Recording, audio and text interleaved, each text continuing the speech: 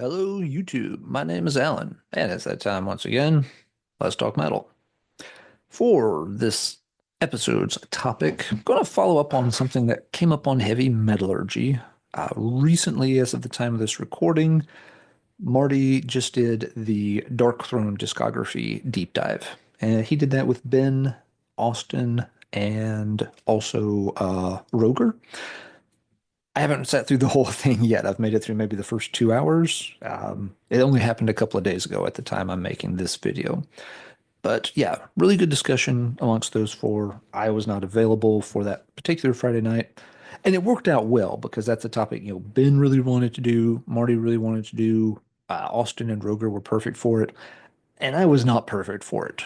Dark Throne is a band where I know the first four albums, and I really don't know much after that. So at best, I would have had to have spent a couple of months playing 16 plus Dark Throne albums, most of which I've never heard a single time. So, my inputs would have been pretty limited. Much better experience for everyone involved to have four folks that have a long history with the band. During those first couple of hours, Austin made a interesting comment, and it really connected with something that I've been turning over in my brain for a while now. I don't remember which album he was referring to. I want to say it was Panzerfaust, but it might have been a little earlier in that discussion. So maybe it was Transylvanian Hunger. But he made kind of the offhand comment that at first he'd gotten the album and it didn't really immediately work for him. He wasn't quite sure what to make of it. But then he kept listening to it over and over and over, and yeah, it really grew on him. But the way he phrased it was, he's like, yeah, back in that day, you didn't get albums very often. So you just kind of kept playing the ones you had over and over. And it's kind of like that you develop Stockholm Syndrome with the album. But you're stuck with it because you used all your money to buy this one thing. You can't get anything else. So you're stuck with it. You might as well learn to like it. And so I was like, that's exactly kind of the sentiment I've been thinking about with our relationship to certain albums. That because you hear people say this a lot, where they're like, yeah, I got that album and I hated it first, but yeah, then eventually it's like, okay, it's not so bad. And it kind of makes you wonder. It's like, okay, in some cases, sure, an album doesn't connect for lots of reasons. It could just be that you weren't in the mood for that style at the time. You were expecting it to sound like one thing, and then it ended up sounding like a different thing. And you kind of had to, recalibrate your brain to be like, okay, this isn't a thrash metal album, it's more of a speed metal album. Let me listen to it again, thinking about it as a speed metal album. Maybe it'll make more sense then. Or another factor, some albums can be really dense, layered, complicated, and it might take a lot of spins to fully start to appreciate what's going on. So there's lots of legit reasons that you might not be really keen on an album the first couple of times you hear it, and then you get the hang of it later on. But at the same time, I do wonder if there is something, to Austin's comment about us developing Stockholm Syndrome with some albums.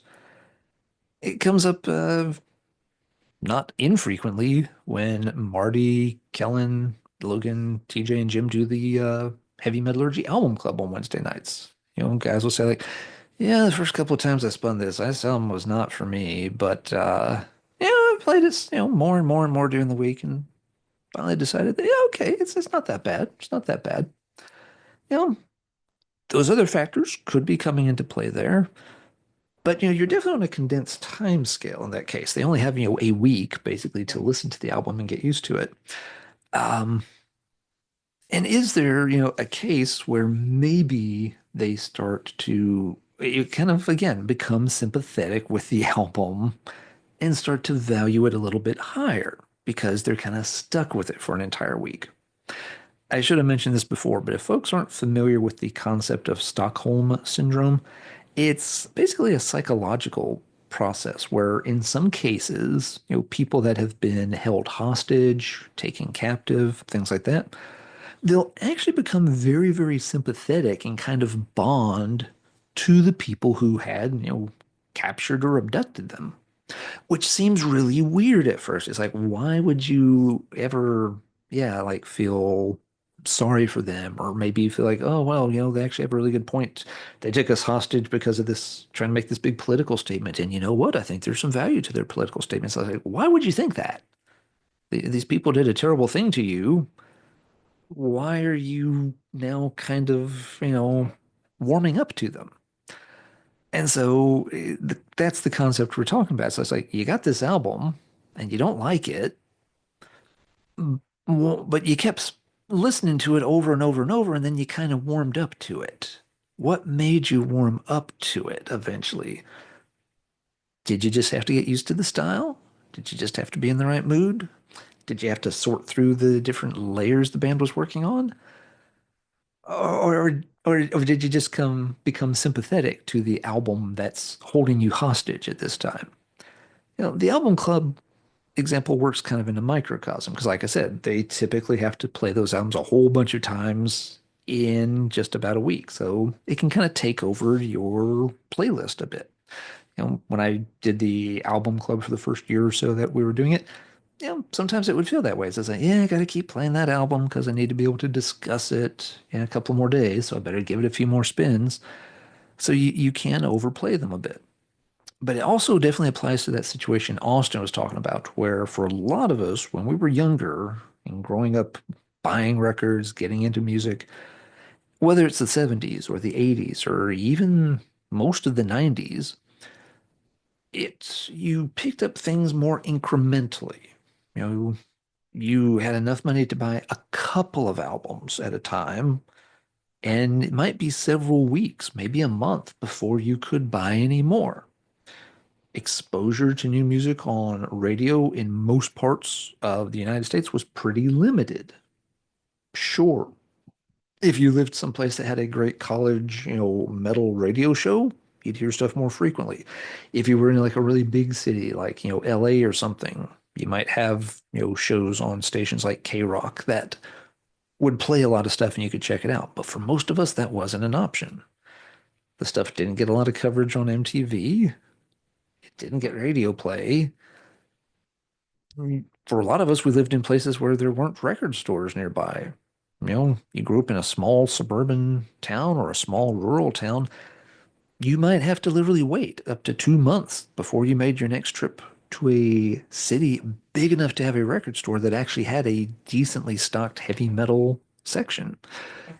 You'd take whatever money you had, buy your two or three albums, whatever format it was. For me, a lot of times it was like maybe once every 4 to 6 weeks, get to the big city and be able to buy two, maybe three cassettes if I could find ones that were just the right price. If they were like, 9.99, 10.99 each, it's probably going to be two cassettes.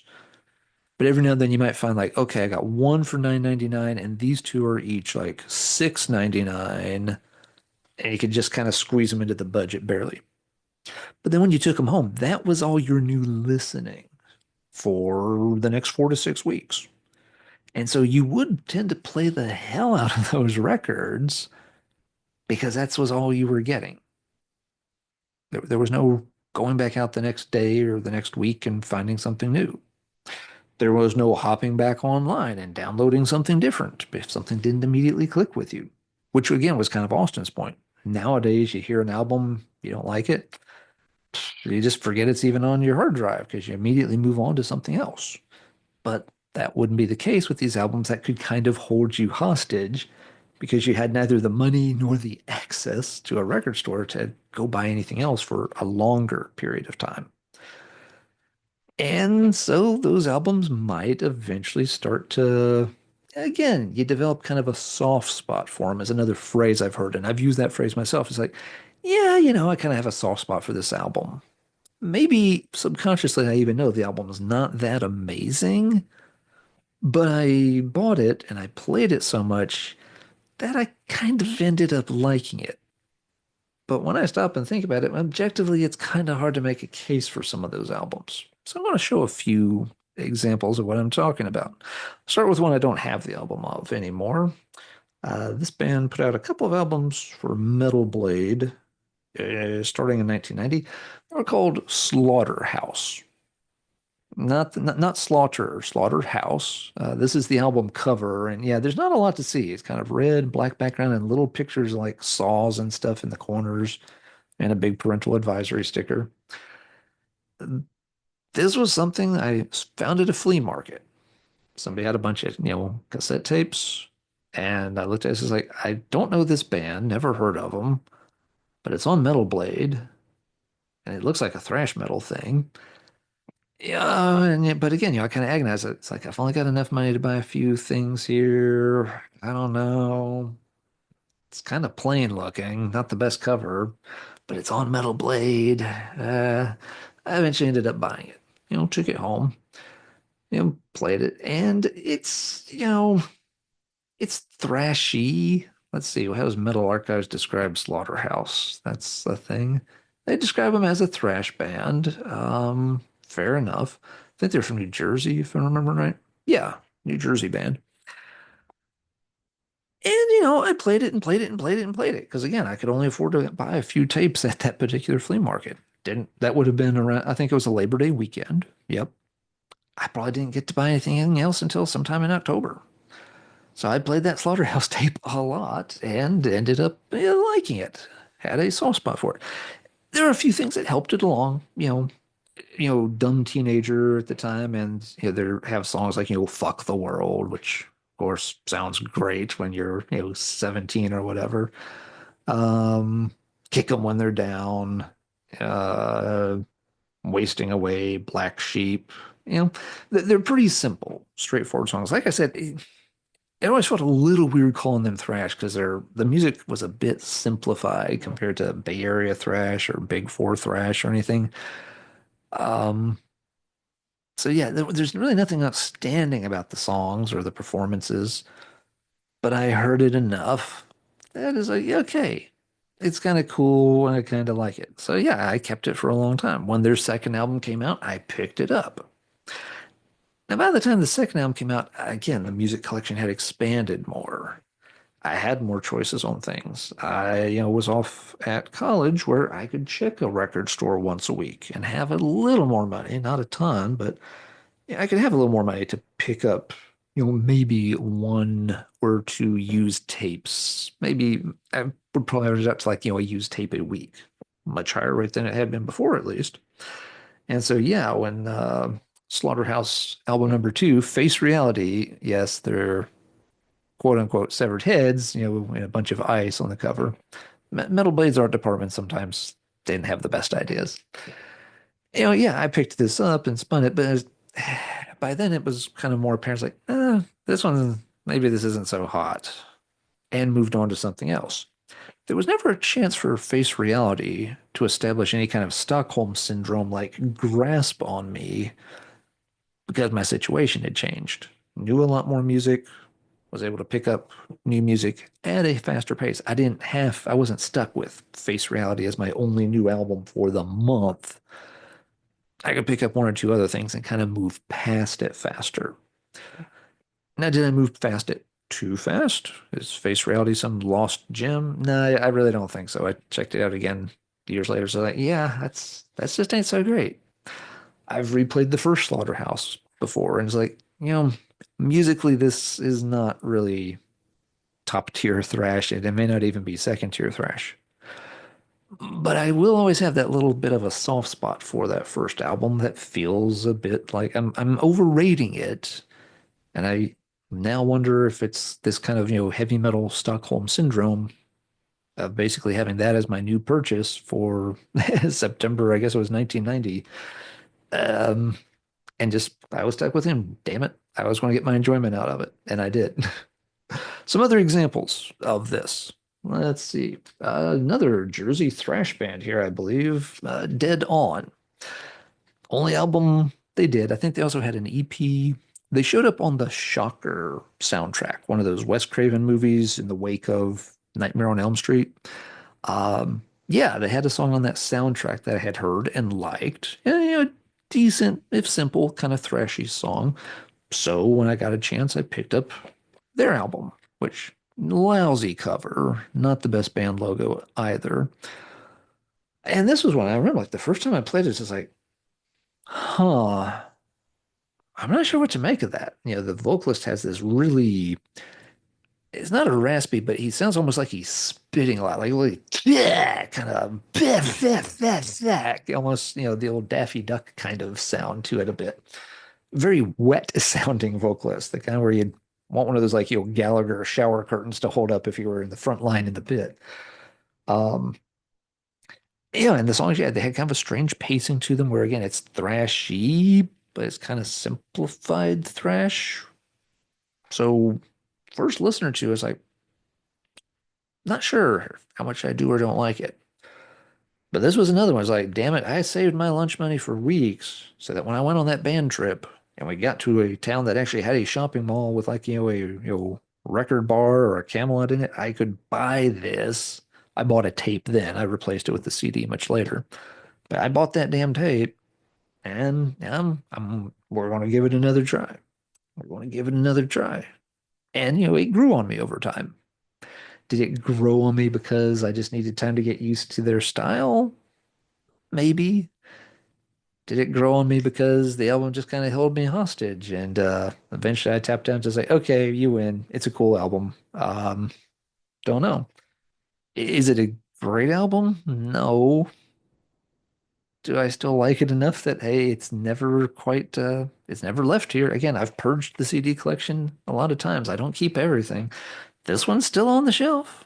Doesn't hardly ever get played, but I still have that kind of soft spot for it. It's an album that feels like it may have pulled a little bit of that Stockholm Syndrome on me now that I've kind of, heard Austin phrase it that way. So I say, yeah, might be something to this.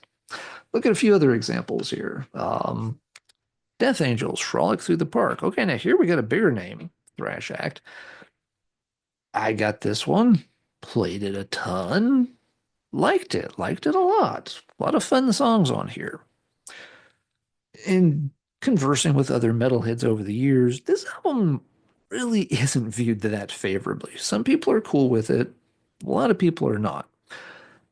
For a lot of the people that don't like it, part of it is that this isn't exactly the ultra violence. They're branching out a little bit. They're moving away from that just, pure speed thrash kind of delivery, doing some different stuff, some of which is a little goofy, like the cover of Cold Gin and such. But at the time, I got this, none of that really mattered much. I had heard one Death Angel song, liked it, had a chance to pick up again probably a used cassette of it. And I played it and played it and played it and played it and played it. So I always thought it was like an absolutely great thrash album. Do I still think it's a great thrash album? Well, I still like it. That doesn't mean it's necessarily a great thrash album. And I can make that distinction. I can say I really like this, and I really get why some folks don't get it, like it. I understand it has its flaws. That's something else that maybe is related to this, where some people are better at it than others. I've never had much trouble saying that I am a really big fan of this, but I can totally admit when it sucks. Some people have a lot of trouble with that. They're like, no, no, no, man. I love this album. Frog Through the Park fucking rules. And if you don't like it, fuck you. You're a poser and you can go eat shit and die, motherfucker. It's like, wait, what? No, that makes no sense at all. Not everyone's going to like the same albums to the same extent, and that's absolutely fine. Um, I can say that I really like this album, but I can also say that, yeah, okay, it's not necessarily a thrash classic, and I very much understand why some people don't. They may not have gotten held hostage by it for a while like I did. Let's see, other examples. This one, Bonfire, German group, very much more in kind of the Scorpions vibe.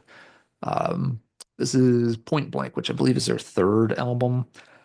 This was another band that the Shocker soundtrack actually got me on, but I'd gotten their second album, the one that RCA kind of tried to push in America to get the band over.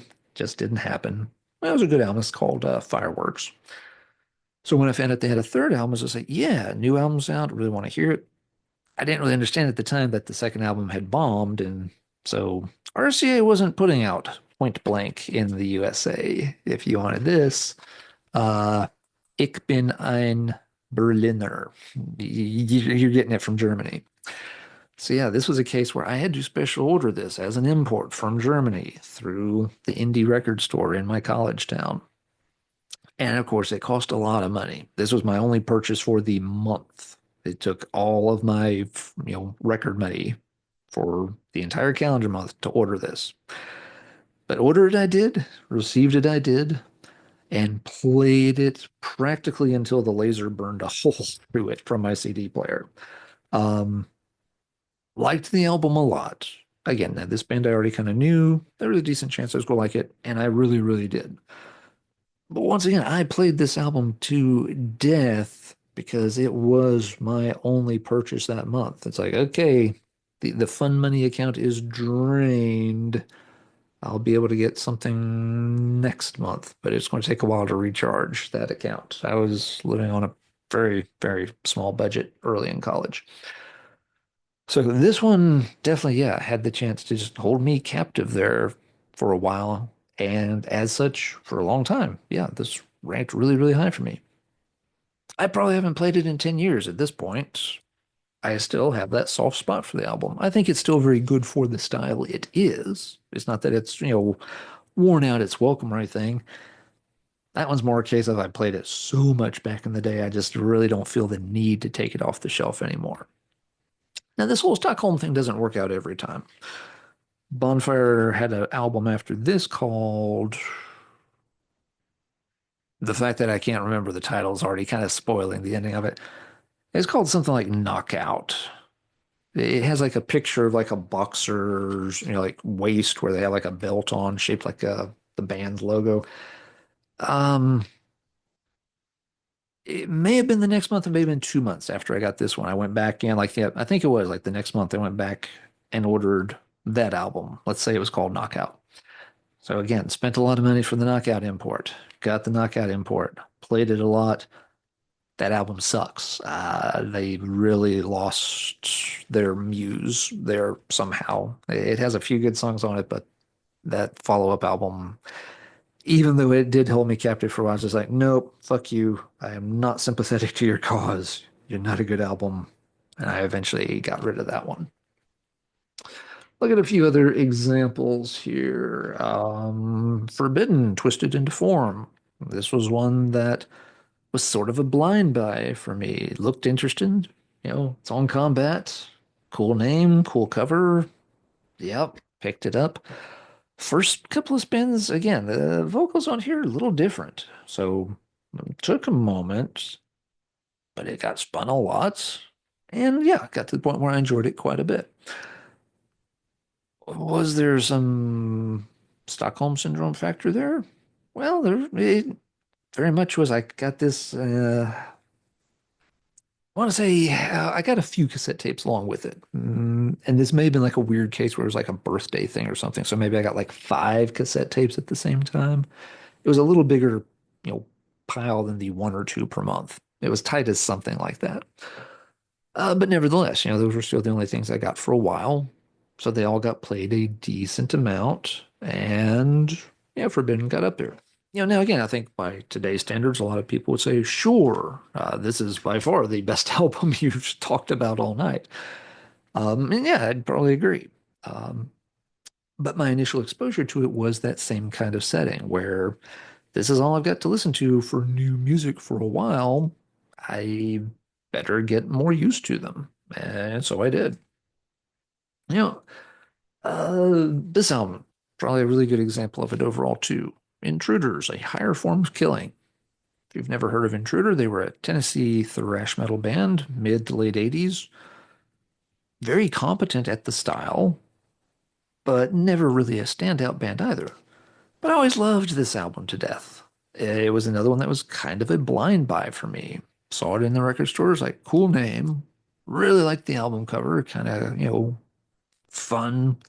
It was on Metal Blade, so yep, that's a thing.